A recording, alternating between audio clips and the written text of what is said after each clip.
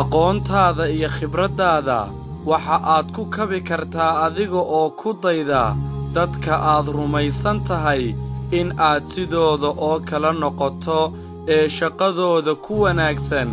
U fiirso qof aad jeceshahay inaad sidiisa oo kala noqoto. Eeg sida uu u hadlo ee uu dadka u qanciyo, sida uu isu taago ee uu dadka u dhegaysto, sida uu go'aanka u qaato, sida uu u dhaqmo marka culays soo fuulo ama la dhaleeceeyo, sida uu u maareeyo dhibaatooyinkiisa.